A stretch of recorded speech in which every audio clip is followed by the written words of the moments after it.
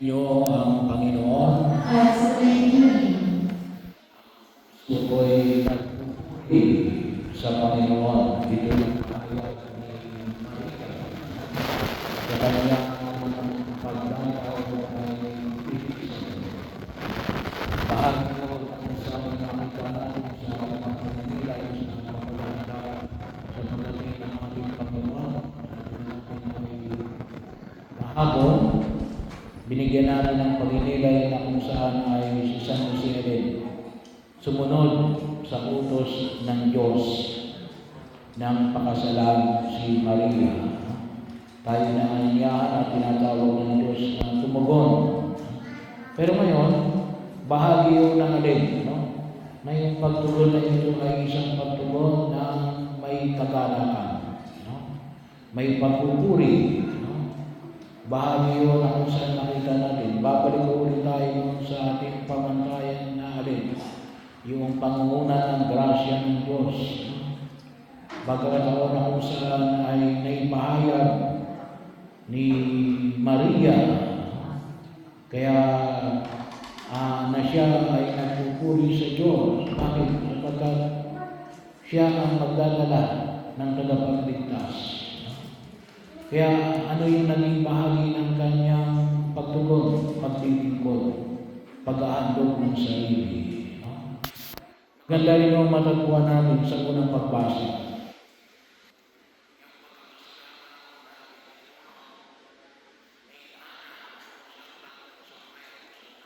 So, narinig natin na alin. Si Ana ay nagandog ng sa Diyos na tatlong taong baka ng harina ang isang tigil ng anak. Pero hindi lang ito yung yun ay siguro lang ang hindi namin yung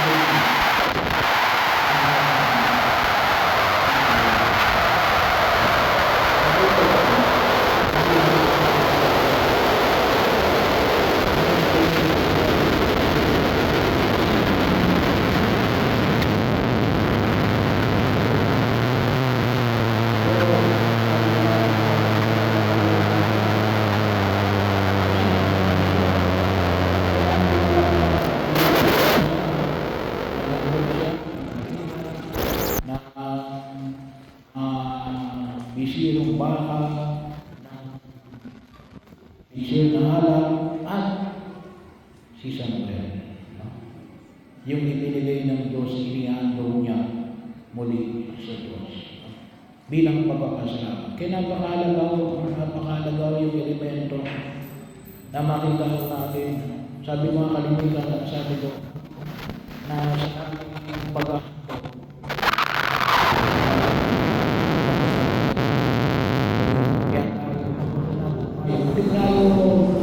hindi tayo nag-aandong para magpalaki.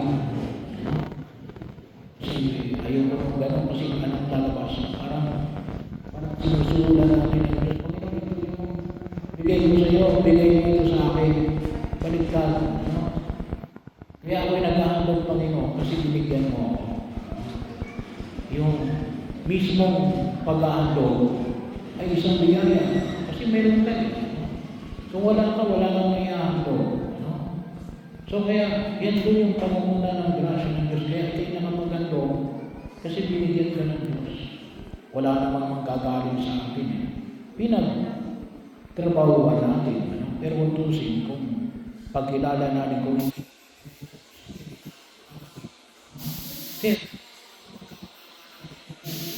at gano'n kay Maria, no? Ang nakilala ni Maria na nung nalaman niya na si Elizabeth ay nagdadalang tao na sa ikaano din ng kanyang pagdadalang tao. Yun yung pagkatapos kasi nang sabihin sa kanya ng anghel na ikaw ay manganganak ng isang lalaki, tatawagin mong Jesus, no? Na siya magliligtas sa kanyang bahay. Anong ginawa niya? Pinuntahan niya kaagad si Elizabeth.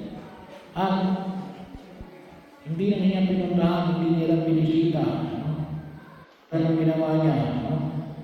siya ay nanatili roon sa loob ng 3 buwan. Anong ibig sabihin? Sinamahan niya si Elizabeth.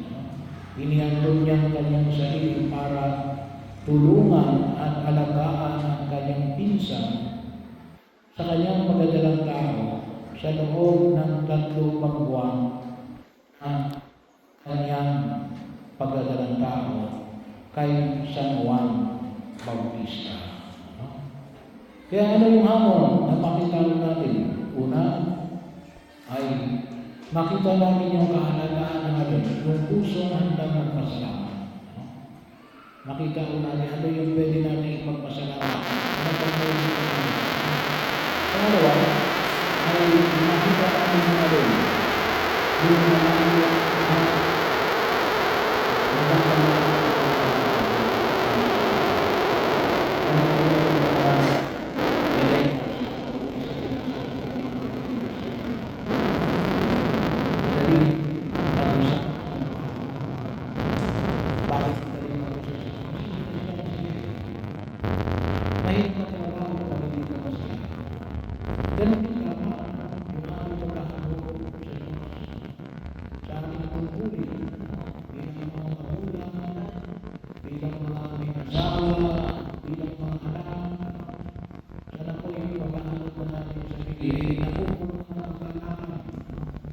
sabi nga, mangyayari lamang yun kung naiintindihan natin yung puso hanggang magpasalamat.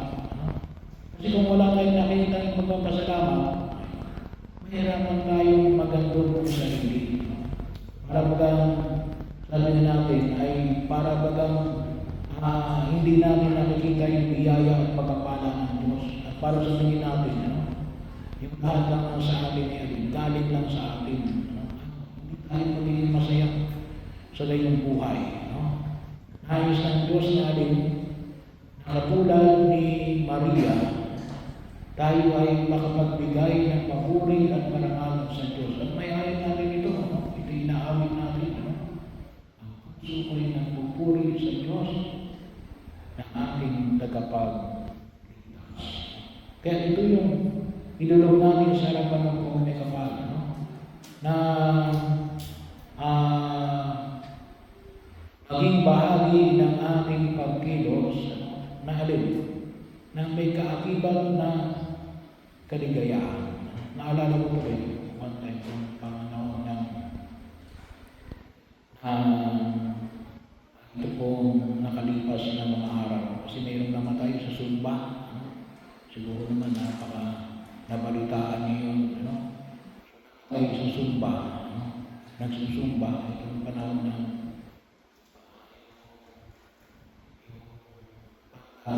festival. Sumba, pagkasumba, inatake. Namatay. Sabi ko nga, ay, at least yun, namatay ng masaya. Kasi nang gusto niya sa buhay, ay magsumba.